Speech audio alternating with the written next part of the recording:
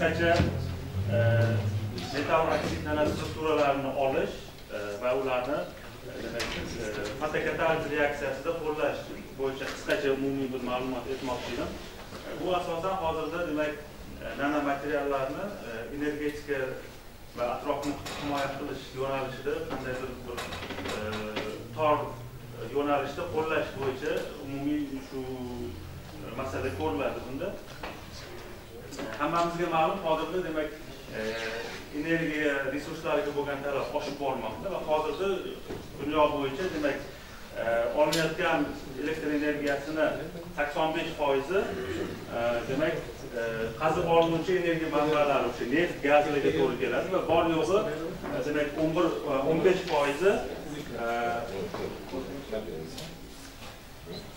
15% o'sha qayta tiklanuvchi energiya manbalariga to'g'ri keladi.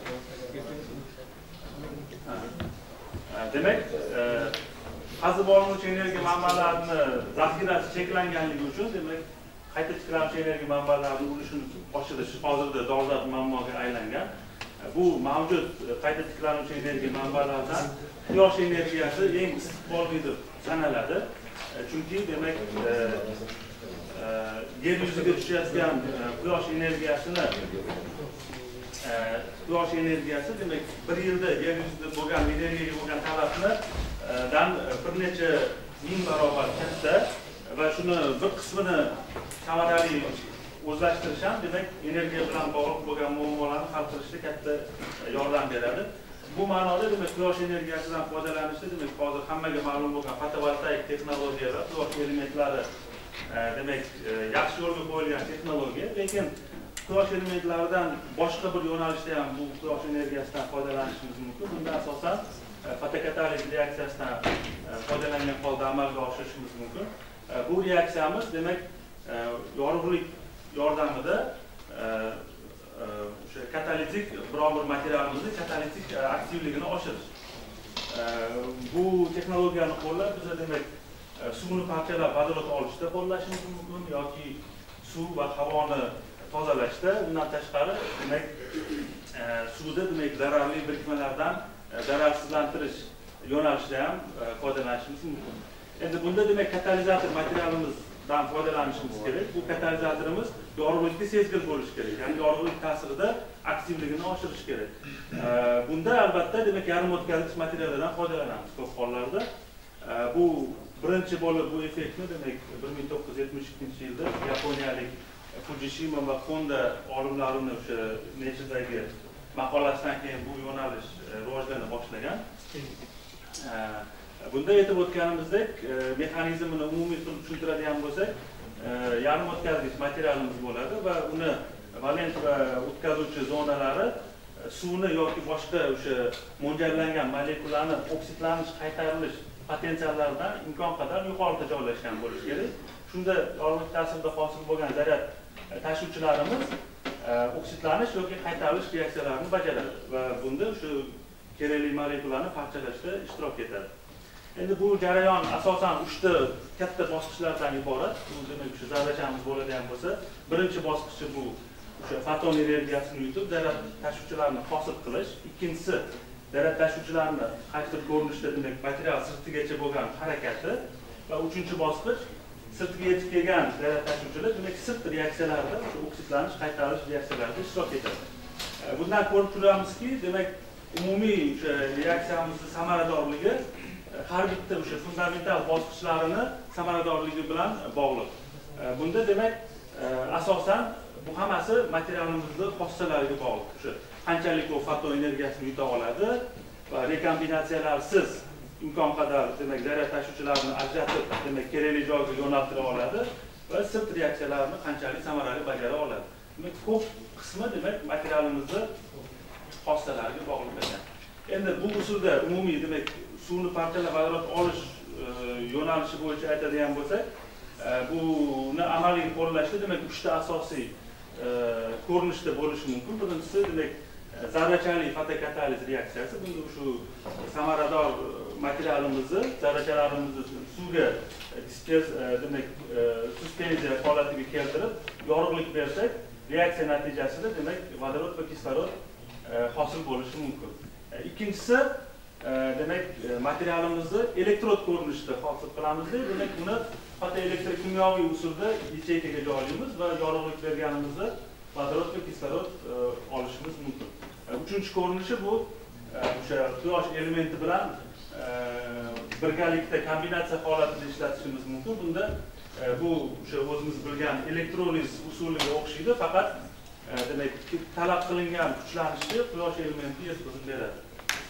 Bu uchala usulda ham o'ziga xos demak kamchilik, afzallik kamchiliklari bor. Masalan, shunga qarab demak uni tanlashimiz mumkin amaliy qo'llashda. Bu pastdagi grafikda uchta usulni demak murakkabligi va samaradorligi grafiki, bog'liqlik grafiki berilgan. Birinchi usulimiz soddaligi bo'yicha eng sodda, ortiqcha qurilmalarni talab qilmaydi, lekin shunga yarasha demak samaradorligi ham 1% atrofida. Keyingi usulimiz texnologik jihatdan nisbatan murakkab, lekin shunga qarab demak samaradorligi ham 10% atrofida. Uchinchi usulniki 30% ga yaqin. Ya'ni bu usulda vodorod oladigan bo'lsak, demak samaradorligi kamida 10% dan yuqori bo'lishi kerak. Shunda amaliy qo'llashimiz mumkin bo'ladi. Lekin samaradorligi 10% dan yuqori bo'lgan usullari demak murakkabligi va keyinchalik shu narx jihatdan ham yuqori. Shuning uchun hali ham demak ommaviy ravishda bu usullar hali qo'llanmagan, hali ham demak rivojlanish bosqichida deb aytamiz. Demak, aytib o'tganimizdek, asosan biz material sifatida yarim o'tkazgich materiallardan foydalanamiz va bularning ko'p qismi, hozirgacha o'rganilganlarning ko'p qismi metal oksid yarim o'tkazgichlar, chunki materialimiz demak suyuqlik ichida turgani uchun bu imkon qadar barqaror bo'lishi kerak, demak non-toksik bo'lishi kerak, bundan tashqari arzon bo'lishi kerak. Shularni inobatga olib, demak materialimizni tanlashimiz mumkin. Va hozirda ko'p o'rganilgan materiallardan biri bu titan oksidi materiali. Va shu materialni demak u yoki bu usulni qo'llab, imkon qadar soddaroq usullarni qo'llab, shu material asosida demak o'sha nano strukturalar, nano o'lchamdagi, nano shaklga ega bo'lgan, murakkab shakllarga ega bo'lgan strukturalarni olish yo'nalishlari haqida bir-ikkitalar haqida aytib o'tmoqchi edim.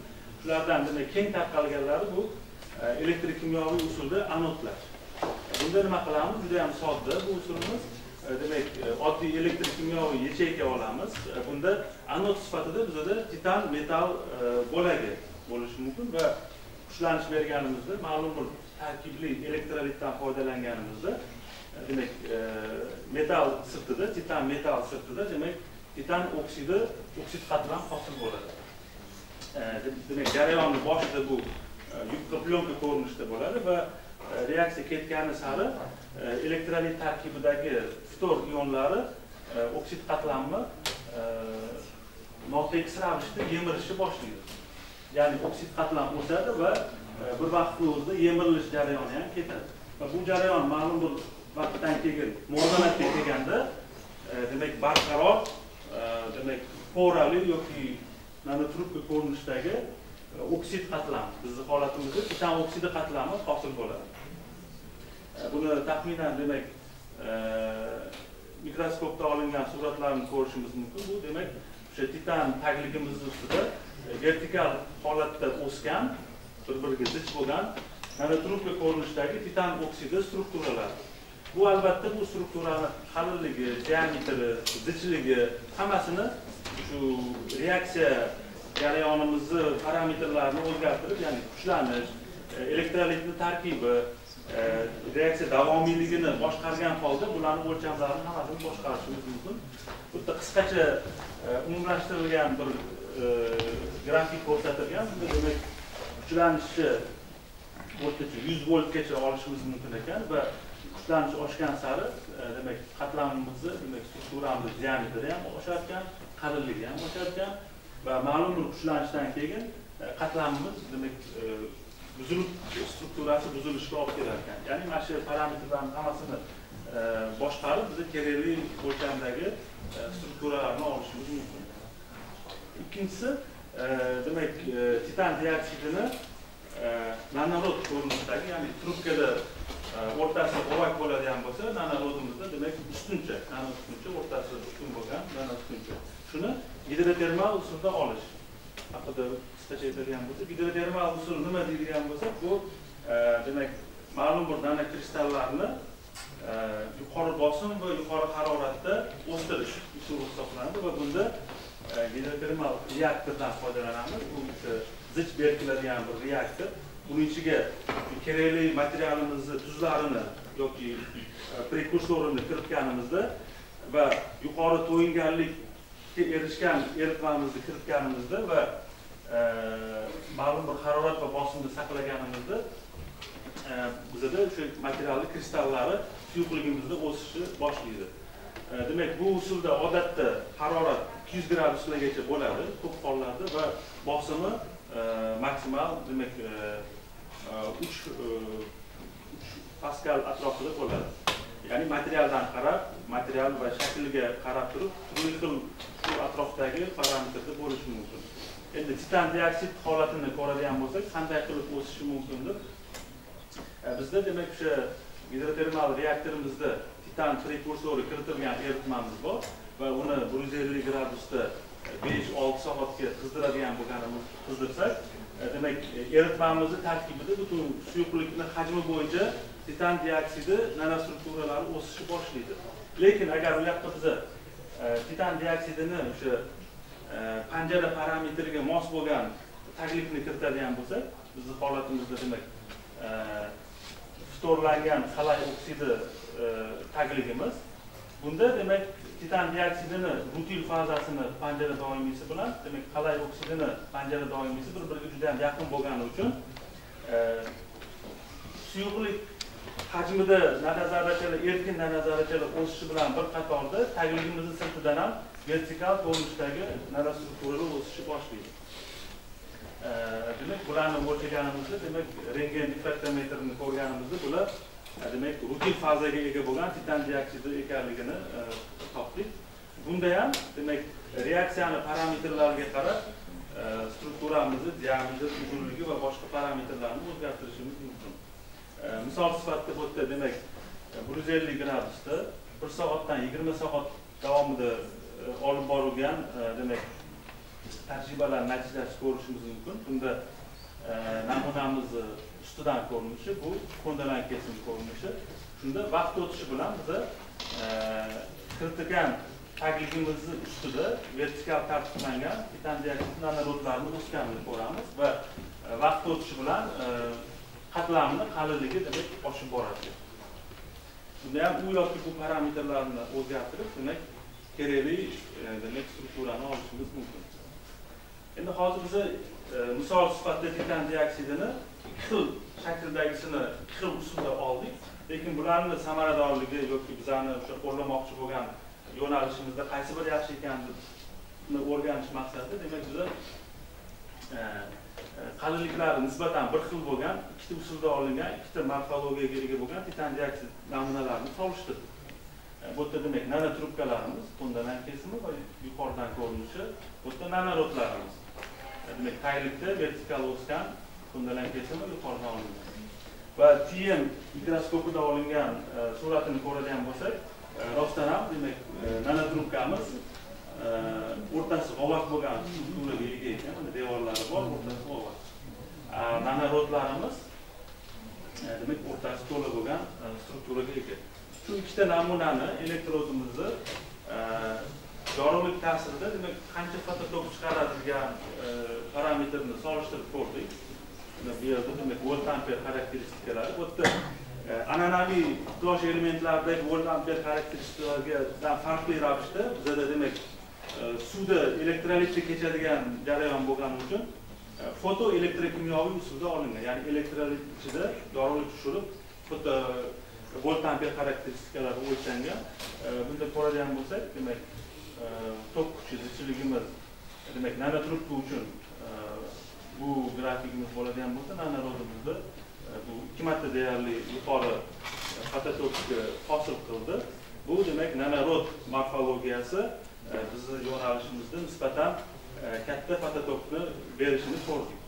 Buni asosiy sababini o'sha fundamental sabablardan birini o'rganganimizda, birinchi ularni rengen difraktometri yordamida strukturasini o'rgandik. Shunda nanotrubkalarimiz asosan polikristal strukturaga ega ekan, nanorodlarimiz monokristalga yaqin bo'lgan strukturaga ega ekan. Endi bilamiz, biz polikristalimizda o'sha dog'nachalar ko'p bo'ladi va asosan dog'nachalari aro chegarada zaryad tashuvchilar rekombinatsiya markazlari bo'ladi. Shuning uchun biz demak nanotrubkada polikristal bo'lgani uchun rekombinatsiya jarayoni jadalroq va ko'proq bo'lgani uchun asosiy sabab demak patotokimizni kam chiqqani deb baholadi. Birinchi bosqichda shuni xulosa qildik. Endi yana bir necha usulga ko'radigan bo'lsak, biz demak mis oksidi nanostrukturalarni olishga qaror qildik. Bu mis oksidi ham mana potensiallarini joylashini ko'radigan bo'lsak, demak taqiqlangan zonasi nisbatan kichik. Bu demak ko'rinuvchi spektrni ham yutadi. Bu bizni qo'llash sohamizga yaxshi parametrlardan biri va uni potensiallarini joylashishi demak suvni qaytarish potensialiga mos, oksidlash potensialiga to'g'ri kelmaydi. Ya'ni bu materialimizda faqat biz yarim reaksiyani suvni qaytarilish qisminigina amalga oshirishimiz mumkin. Shunday ham bo'lsa buni qo'llasa bo'ladi. Lekin buni asosiy muammosi bu yorug'lik ta'sirida suyuqlikda turganda bu fotokorroziyaga uchraydi. Fotokorroziyaga uchraydi chunki materialimizni korroziyaga uchrash potensiali demak uni taqiqlangan zonasi orasida joylashgan. Shuning uchun hosil bo'lgan elektronlarimiz qaytarish reaksiyasida ishtirok etmasdan materialni o'zini parchalash reaksiyasida ishtirok etadi. Shuning uchun bu fotokorroziyaga uchraydi. Buni fototokini vaqt bo'yicha o'lchagandagi grafikdan ham ko'rishimiz mumkin. Demak, bu vaqt bo'yicha fototokni o'lchagan bo'lsak, mis oksidida demak vaqt o'tib fototok miqdori kamayib bormoqda. Endi buni demak oldini olish uchun o'sha soddagina himoya qatlami, passivatsiya qatlamidan foydalanish mumkin. Passivatsiya qatlami sifatida demak o'sha ishlatilayotgan suyuq muhitga chidamli bo'lgan boshqa materiallardan demak yuqori qatlam qoplash bilan amalga oshirsa bo'ladi. Unda hosil bo'lgan elektronlarimiz demak fotokorroziyaga potensialiga bormasdan kerakli o'sha reaksiya joyiga yo'naltirilishi mumkin. Bu usulda demak bu bizlar hozir ko'rsatmoqchi bo'lgan misolimda mis oksidini yana o'sha vertikal tartiblangan nanorod ko'rinishda sintezini ko'rsatdik. Bu demak materiallar umumiy o'sha sirt maydoni oshishini ta'minlaydi. Bu o'sha reaksiya bo'ladigan nuqtalarni ko'payishini ta'minlaydi va bizga kerak bo'lgan reaksiya uchun qo'l keladi yuqori plyonkaga qaragan. Endi bunga himoya qatlami sifatida rux oksidi strukturalarini o'stirdik. Quyidagicha demak daraxtsimon struktura deb aytsak ham bo'ladi. Demak mis oksidimiz asosiy ustuni bo'ladigan bo'lsa, shoxchalar sifatida mis oksididan foydalandik. Bu demak yana sirt maydoni yanada oshishiga va yorug'likni yutishida o'sha ichki qaytarishlar sabab yanada yaxshi parametrlarni berishga sabab bo'ladi.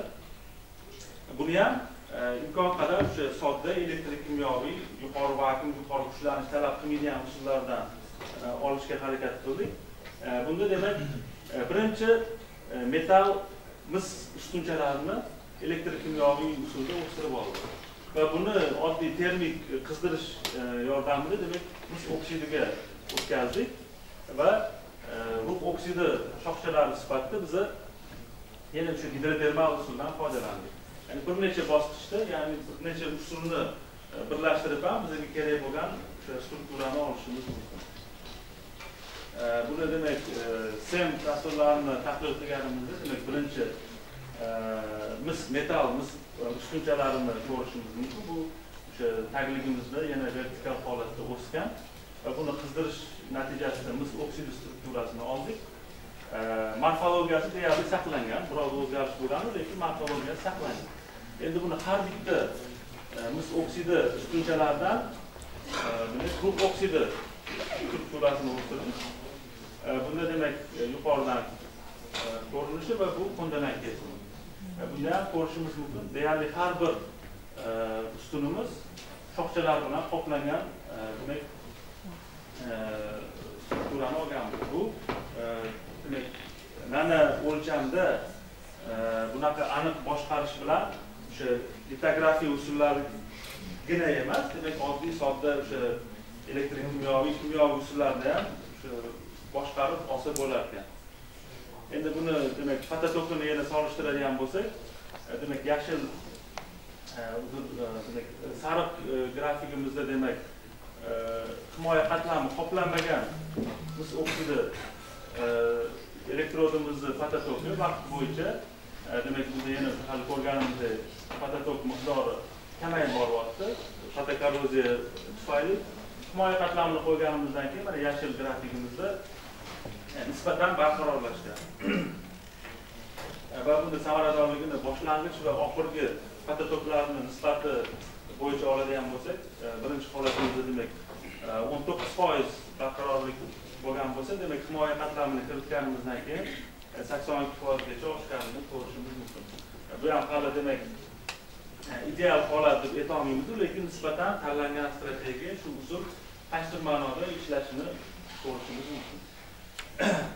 Xulosa qilib aytadigan bo'lsam, o'sha metal oksid nanostrukturalarini demak sodda kimyoviy, elektrik-kimyoviy usullar bilan olish mumkin ekan va ularni o'lcham va shakllarini shu reaksiya parametrlarini boshqarib o'zgartirsa bo'lar ekan.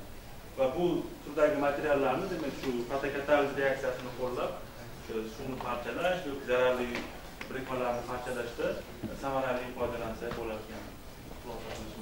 Rahmat. Rahmat, savol bor.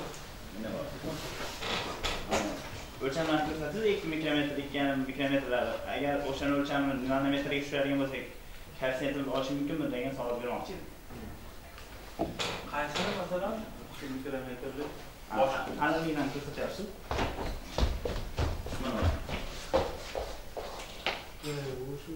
Bunda hozir buni aytadigan bo'lsak, strukturamiz diametri 380 nanometr taxminan, uzunligi 5 mikrometr atrofida. To'g'ri savol, rahmat. Oshmasligini bilmaymiz, lekin kichigidan yuqorigacha o'zgartirib tekshirib ko'rishimiz mumkin. Shunday bo'lishi mumkinki, qaysidir uzunlikgacha o'sha samaradorlik oshadi, lekin yoki sizni savolingiz bo'yicha aytadigan bo'lsak, qaysidir kichiklikgacha foydali bo'lishi mumkin, lekin chegaraviy o'lchamdan yanada kichiklashtirsak, o'sha samaradorlik tushib ketishi mumkin. Lekin shuni boshqarib tekshirib optimalni topsa bo'ladi. Naklatni o'sha bosh qismida 3 xil holat ko'rib chiqildi. Samaradorligi 1, 10 va 30% bo'lgan holatda ko'rib chiqildi.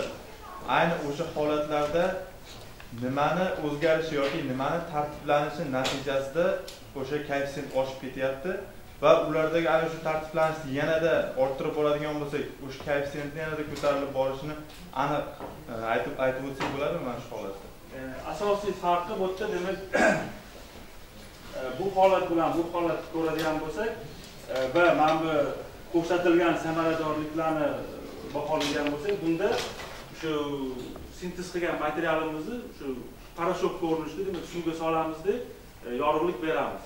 Shuni o'zida reaksiya ketadi va vodorod bilan kislorod bir vaqtning o'zida hosil bo'ladi. Bunda demak bu usulni foydalangan bo'lsak, birinchidan demak hosil bo'lgan gazlarni ajratishga qo'shimcha qurilma kiritishimiz kerak bo'ladi. Va ikkinchisi hosil bo'lgan vodorod va kislorod teskari reaksiya birlashib yana suvga qaytish reaksiyasi ham bu yerda ketadi.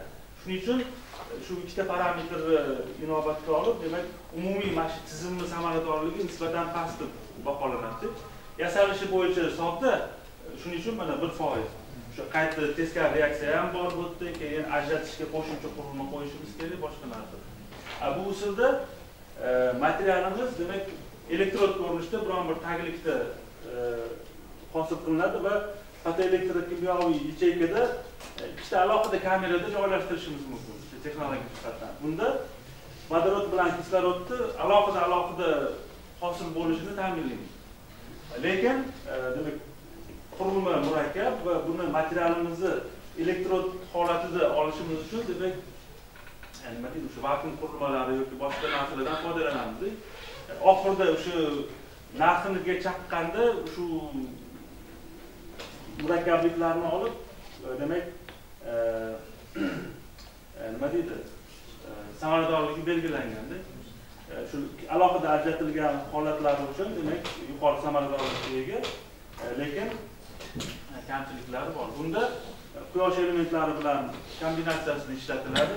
Bunda alohida demak shu sistemaga mos bo'lgan quyosh elementini yasashimiz kerak, kiritishimiz kerak va bu yerda asosan qimmatroq bo'lgan materiallar, masalan galiy indifosfat, galiy arsenik materiallaridan foydalanilgan. Shularning hisobiga samaradorligi ham yuqori, lekin tizimni murakkabligi ham oshib ketadi. Asosiy farqlari shu. Savol bormi? Mana uchta ekspress savol bor. Juda qiziq taqdimot qilsa. Mana uchinchi usulingiz. Bu hozir elektroliz to'g'risida gapiryapsizmi? Fotokatalist to'g'risida. Buni elektroliz usuli deb aytsak ham bo'ladi. Bunaqa varianti ham bor. Ya'ni qirt elektroliz bo'lgan, faqat o'sha kerak talab qilingan kuchlanishni quyosh elementi beradi. Fotokataliz bilan aralashroq ham hozir ko'rishingiz mumkin. Yorug'likni faqat hozir quyosh elementi qabul qilyapti, elektrodlarimiz qabul qilmayapti. Bu yerda elektrodlar ham qabul qilyapti yorug'lik. Elektrodlarni ikkalovi yoki bittasi kamida yorug'likni quyosh elementi bilan birga qabul qiladigan varianti ham bor. Bunda demak shu fotokataliz, fotovoltaik kombinatsiyasi ketsa ham bo'ladi. Keyin savolim titan dioksidi taklif ustida. Qanday doimiy sirlab qo'ygansiz? Bu firqatdan bormi? Qarang. Aynan bu usulni eng jozibali tomoni aynan shu titan dioksidi va FTO kombinatsiyasini olganda bu firqatdan kerak emas. Lekin FTO emas, boshqa shishada deylik, shishada o'stiraman desangiz, unda titan dioksidi bu firqatdan yoki zatravishli so'y sifatida titan dioksidini qo'yib keyin bu jarayonga kiritsangiz, unda shishadan ham o'sadi. Bu usulda kerak emas. Uchinchisi voltampер harakati. Yarim o'tkazish vositasi zakladingiz, to'g'rimi? Hozir bu teskarimi to'g'ri yo'nalishmi voltampер deysiz? To'g'ri deb aytsak ham bo'ladi. Yo'nalishdagi? Lekin to'g'ridan to'g'ri o'sha klassik voltampер xarakteristikasi emas. Hozir metallikni beryapsiz-da. Bu yarim o'tkazishni beryapsiz-da. Bu demak eksponensial bo'ladi. Elektrokimyoviy usulda o'sha siklik voltmetriya usuli bor. O'sha elektrolitga elektrodlar tushiriladi va ma'lum bir oralikda kuchlanish beradi va hosil bo'lgan elektrodda hosil bo'lgan tok kuchi o'lchanadi. Defektlarni kamaytirishga qanday bo'ladi? Chunki namunada o'stirganda stabilligiga, nimaga asosan misol defekt, vakansiya qanaqa boshqarasiz? Chunki siz termik obработка qilmagansiz-ku? Qilganmiz. Demak, shu klassik defektlar bo'yicha aytadigan bo'lsak, hozir o'stirib olganimizdan keyin buni demak har xil atmosferada qizdirib defektlarni boshqarish mumkin va hozir oxirgi paytlarda ommalashgan demak vodorod atmosferasida qizdirilganda bu yerda sirtida qo'shimcha defektlar hosil bo'ladi va u samaradorlikni oshiradi degan yo'nalishda ham bor. Lekin texnologik jihatdan aytadigan bo'lsak, hozir ko'rsangiz 20 soatda bor yo'g'i demak 3 mikrometr o'sganda, buni keyingi natijalarimiz bor. Shunda reaksiya oshgan sari demak titan dioksidi va taglik o'rtasida o'sha stress hosil bo'lib, qatlamimiz ko'chib ketishi kuzatilgan. Shuni oldin olish uchdan katta usul olmaydi.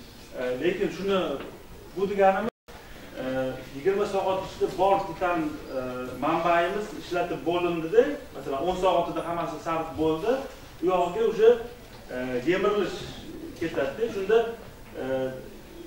eritmamizni yengillab turadigan bo'lsak, bundan hatto o'stirsa bo'ladi. Rahmat. Ulug'bek mana bu ruxoksidini mana bu shoxchalar qilib o'stiribsiz-ku, o'shalar masalan uni quyosh elementi sifatida ishlatsangiz faqat ultraviolet yutadi-da uni. Shuni ustiga yana boshqa butun polniy spektr yutadigan masalan fullerenlarni o'tkazish masalasini ko'rib chiqmagansizlarmi ular? Yo'q, ko'rmadik, lekin qilinadigan ishlar bu yerda endi ko'rinuvchi spektrda ishlashiga asosan ma'murimiz o'zi masalan 700 nanometrgacha mis oksidi yutadi.